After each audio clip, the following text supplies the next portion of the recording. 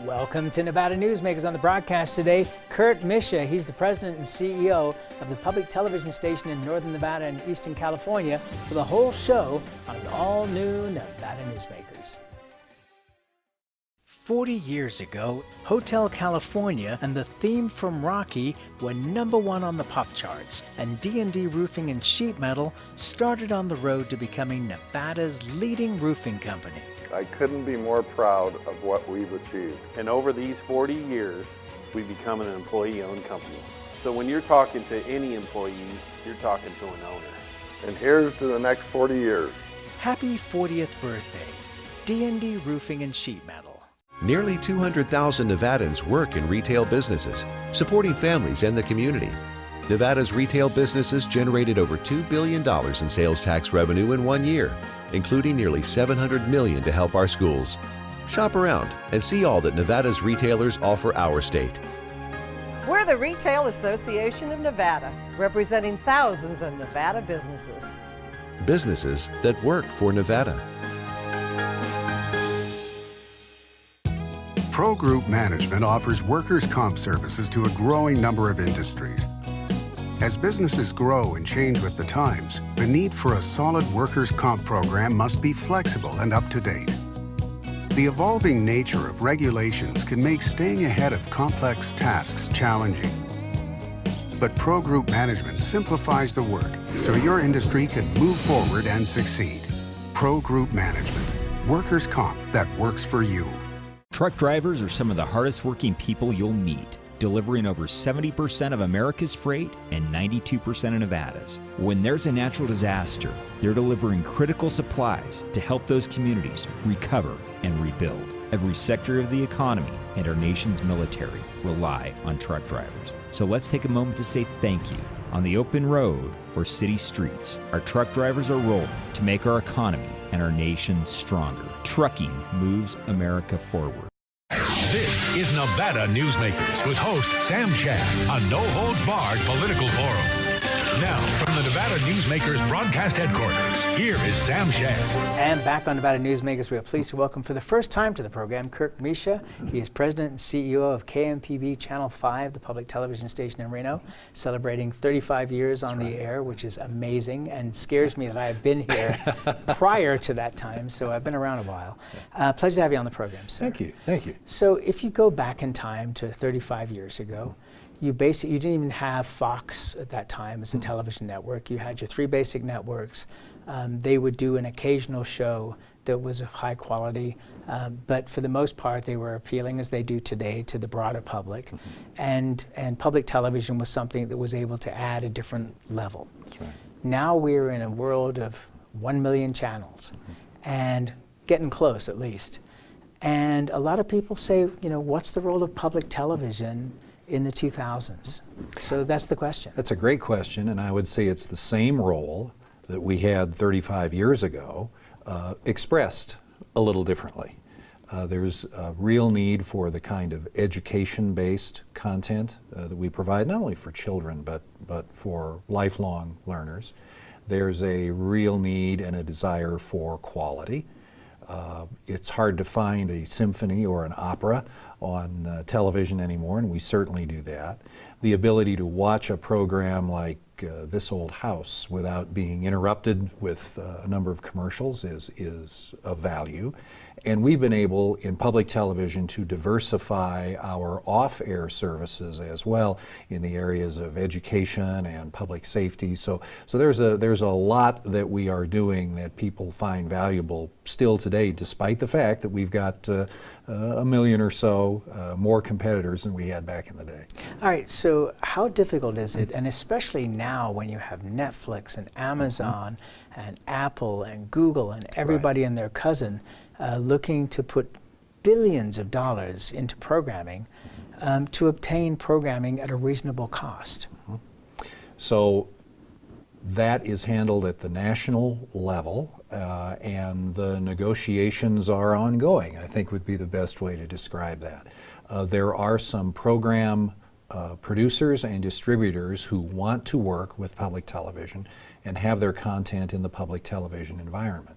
Some others are willing to share their content with the public television environment. So it's almost a case by case. You're exactly right. We don't have the bajillions of dollars that a Netflix or a Hulu has available to spend on original content. But I'll take Poldark, I'll take Victoria on Masterpiece and put that up against the content on Netflix or some of those other channels. And I would agree. And in fact, the irony is, for example, Victoria is available on Amazon Prime. You can get a free trial for a week and then pay a couple of bucks a month to have that service. So do the local stations share in any of that money that's coming in? Because that's one of the things that has been interesting over the last few years with this divergence of platforms. So you have podcasts, you have video podcasts, you have streaming. Do the local stations get any kind of percentage of that to go towards their costs? Not directly. We get some indirectly because the producing stations or the program producers can experience lower costs. Those lower costs are passed on to the station, so our membership dues go down. Because we have to remember that PBS is not a network in the sense that ABC, NBC, some of the other networks are. We are a membership organization. So each PBS station receives an invoice every year for the programs and services and material that we can access. Okay, versus the commercial television where the local stations are actually paid by the networks for their transmissions. That's correct. That's correct. So if the program costs for one of our specials or one of our series are lower, then that means a lower cost gets passed on to each of the individual stations. I've got to ask you about something you added in Reno, and for folks watching in Vegas, that's a whole different station, Channel 10, which also does a fabulous job. And is involved in so many other businesses. It's really quite remarkable. I'd love to have the general manager of that station on the program. But you're running Japanese news, NHK, the network. How did that come about? Was that because you had a hole in the lineup that you needed to fill, or was there a desire on the Reno market to hear news from a Japanese perspective? How did that come about? Yes and yes. We, as you know, we lost the Charlie Rose program and the Tavis Smiley program, result of all of the Me Too activities. And we had an opening in the schedule for a half-hour news public affairs program. We looked around, we talked with our program consultant, and NHK, which is the PBS in Japan, has this wonderful half-hour newscast. Looking at the demographics of our market, Asian Pacific Islander folks are the second largest group behind the Hispanic population. So we thought this might be interesting. We have the BBC World News, of course we got the PBS NewsHour. Let's take a look at world news from another perspective. We started the NHK World News, and that program generated very good ratings from the very first sweep that we had it on. So it's just interesting to have that look at the world and look at America from a different perspective. Is there a Hispanic network that would be at that level? There was.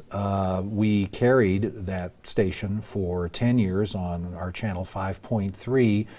They were not successful with their business model. They don't exist any longer. Okay, but it's just fascinating to see, you have all these world perspectives, and there are a lot of people, I have to point out, that when they look at the American media, they say that they turn to the BBC, both on radio and television, for a different point of view that they feel is perhaps a more accurate portrayal than we see from the news. Let's take a break. We'll come back with more on Channel 5 and public television after this.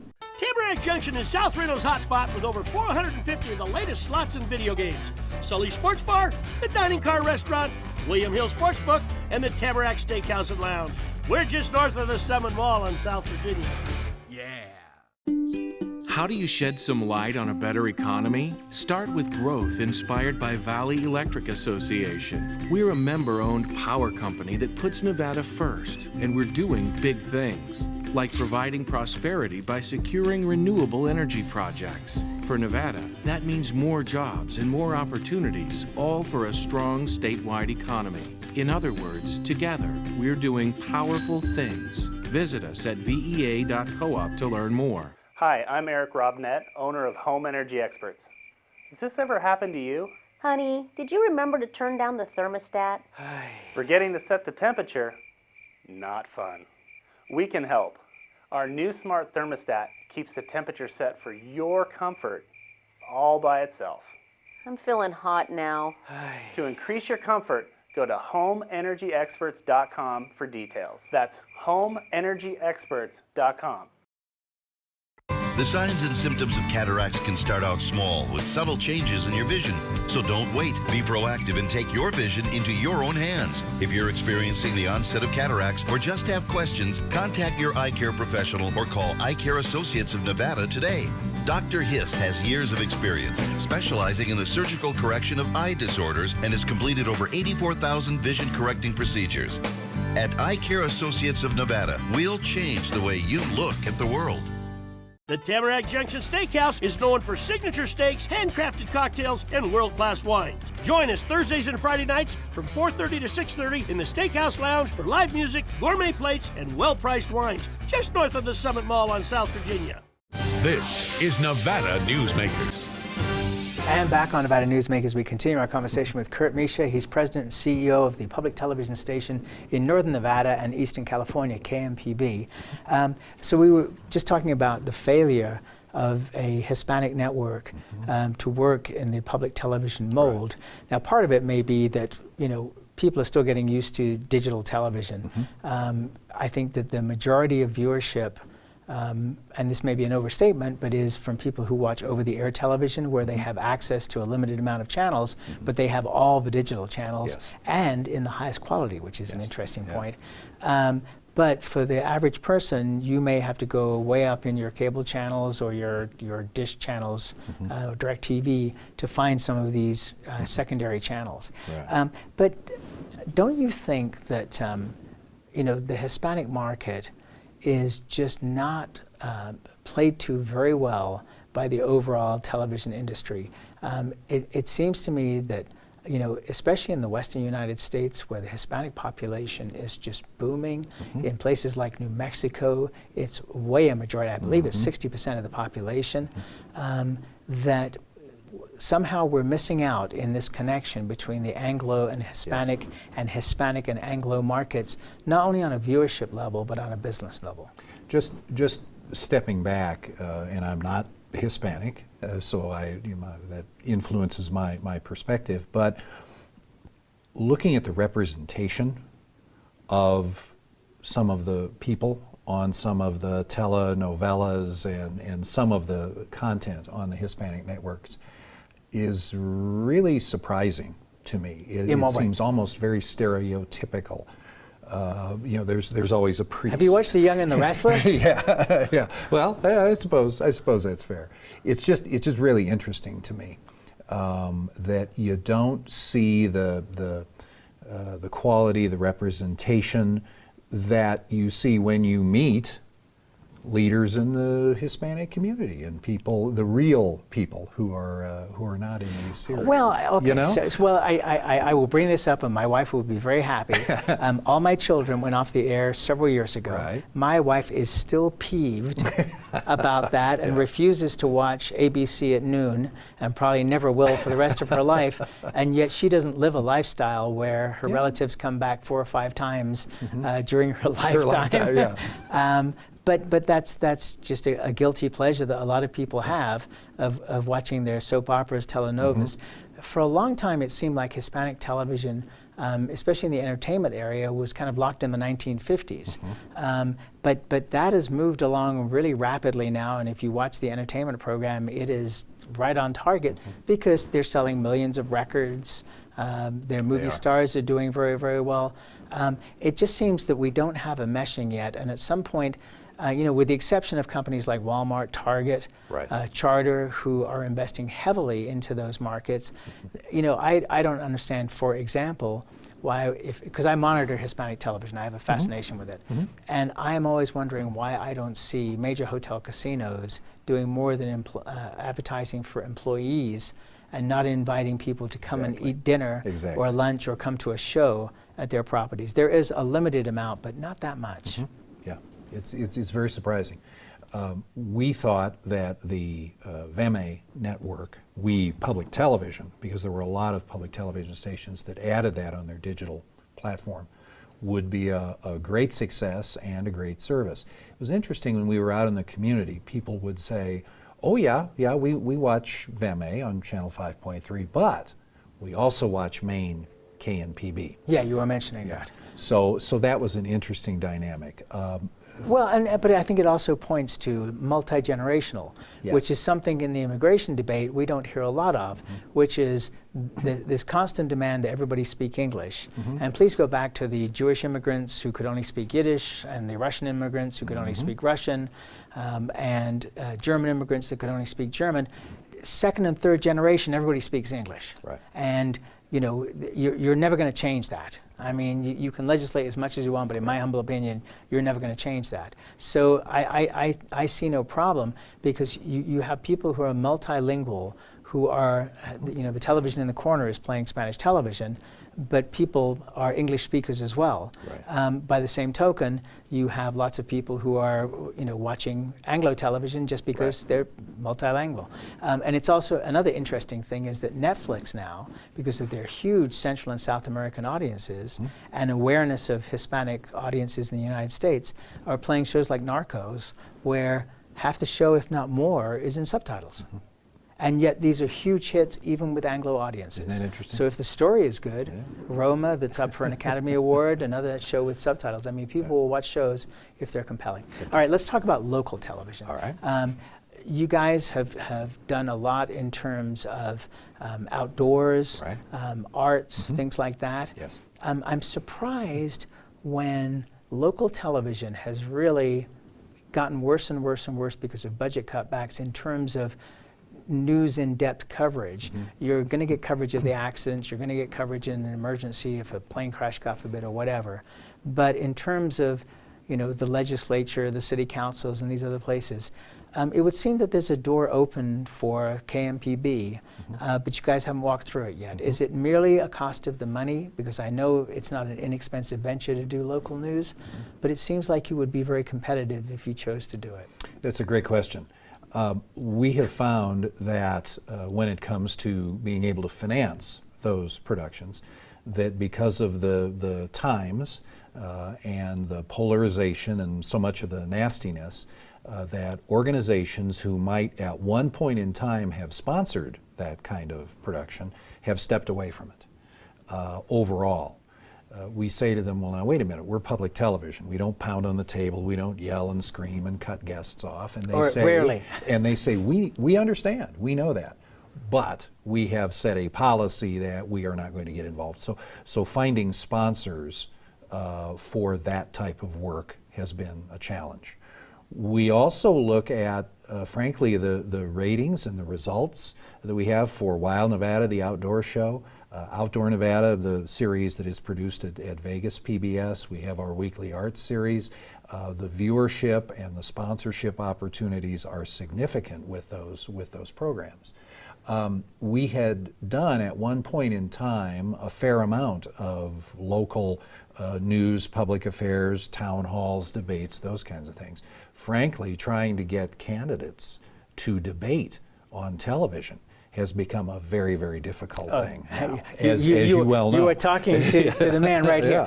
Well, I think it's disgusting, quite frankly, and this is my opinion, not yours. But I have made the point on this program several times already, after this last election cycle, I will not vote for anybody that does not submit to interviews either with the local newspapers, television, radio, I don't care where it is, but candidates need to sit down with somebody, and it doesn't have to be on this program, but somebody that we can tune into and understand who they are, and what they stand for. And I think it's outrageous, whatever political party you're affiliated with, when you don't do that. And I think it's completely unfair to the public who are going to go out and vote. And personally, I'm not voting for you. So 23 years ago, when I started working full-time in public television at Vegas PBS, we had a robust lineup of regularly scheduled news programs and debates and election coverage, and we had a waiting list of sponsors to get on. In fact, a couple of times we oversubscribed our sponsorship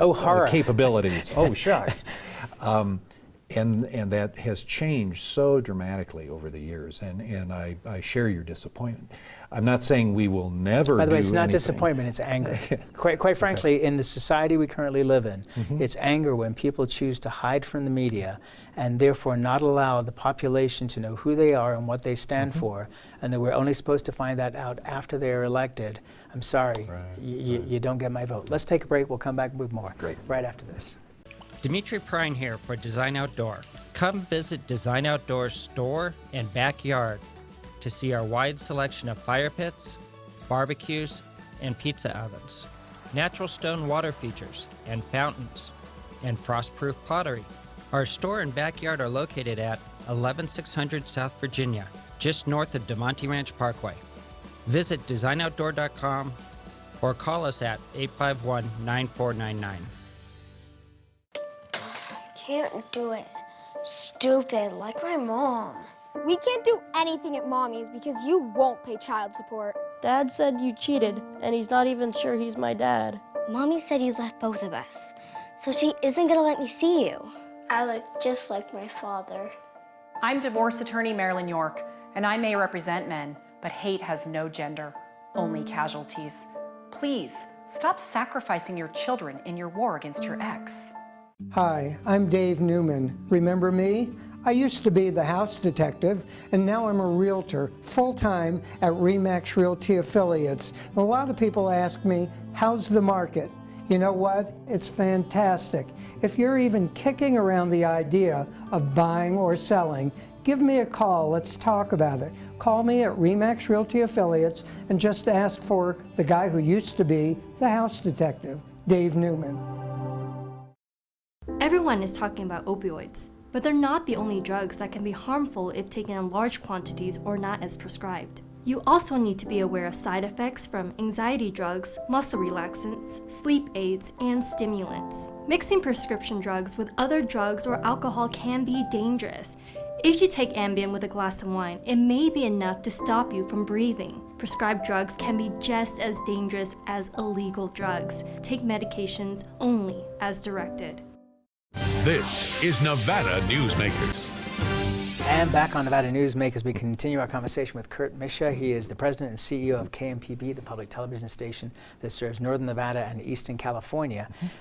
One of the things that's been interesting for both public radio and television, which are nonprofits, has been this explosion of broadcasts beyond the airwaves. So things like podcasts, etc.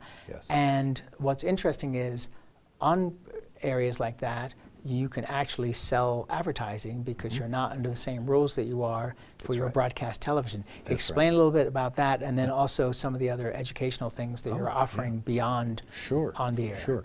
Those other off-air kinds of podcasts and things are wonderful service opportunities. They are service opportunities, as you said, that we can charge for or that people will subscribe to, and that helps build that financial base so that we can remain non-commercial, because we don't interrupt the content with those messages. So it gives us on an the podcast, opportunity. I actually, I'm just going to be fair with it. It's interesting because in the podcasts, they are interrupted by commercials, but here's the interesting thing. Most people listen to podcasts when they're driving, when they're at the gym, when they're walking, whatever. And I'm one of those people. And we don't go past anything but the first block of commercials. So where somebody's watching television with a DVR and may go past all the commercials in a program, if you're out exercising or driving, you can set your device to go past that first break if you want to. But then you're driving or whatever you're doing, you're not stopping every 5 minutes to be able to go past that commercial break. So it's actually an opportunity for sponsors to really make some serious money from, yes, a limited audience, but one that doesn't want to fast forward through those commercials. Exactly, and they want to brand. You talked about branding in one of the earlier segments. They want to brand, they want to associate with that quality public media content. And that's a great association. Or Nevada Newsmakers. Or Nevada Newsmakers. Now, you mentioned the education work that we do, and both Vegas PBS and KNPB are huge players in the education space. We have our Ready to Learn workshops where we go into schools with a multimedia presentation. We have trained facilitators who are accredited teachers who, for one reason or another, are not in the classroom. They take in a video clip of one of our PBS Kids programs. They take a book that ties to the program. The book is read aloud together. Every child gets a copy of the book to keep and take home. And then there's an activity based on all of that. So it's watch and read and do. Last year, we did over 2,300 of these workshops for 43,000 children in the northern Nevada area. So they're in Vegas, equally large commitment to that. So between the two stations, we're a huge provider of off-air education services. That's not as visible, maybe, in some respects. Folks, public TV, you think about Antiques Roadshow or This Old House or one of those things. But the education work that we do is significant, and it gives us another opportunity to make a strong impact. And that's where we have to leave it. Pleasure to have you on the program, sir. Thank you for having me. It's a treat. We have more to talk about, so come back. Will do. And we'll be right back. Hi, my name's Marilyn Miner, and I'm sure you'd agree that Nevada's a very special place to live. I was born here, and my husband and I have raised our family here. I feel it's a privilege to live and work in the Truckee Meadows. I especially enjoy helping my clients reach their real estate goals. Sometimes the smallest details provide the greatest satisfaction. I'd be complimented to talk to you about your next move. Call Marilyn Miner at Dixon Realty, 742-1280, or log on to marilynminer.com. St. Ives Florist, for every holiday and every special occasion, for romance. Custom home design. We have the largest selection of fresh flowers in northern Nevada, and we also offer a large selection of unique gift items.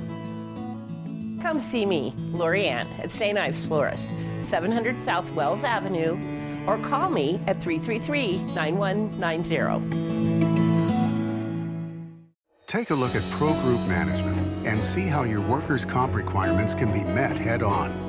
By taking a proactive approach, Pro Group can assure that your company is meeting or exceeding state and federal standards. As you move forward in your industry, Pro Group moves with you, simplifying regulatory tasks, clearing the way so you can get the job done and look to your future success. Pro Group Management, workers' comp that works for you. As always, you can watch Nevada Newsmakers 24 hours a day at nevadanewsmakers.com. You can also download podcasts of the show free of charge wherever you get your podcasts, and you can go to our YouTube channel now as well. All ways to watch Nevada Newsmakers. We'll see you on the next broadcast.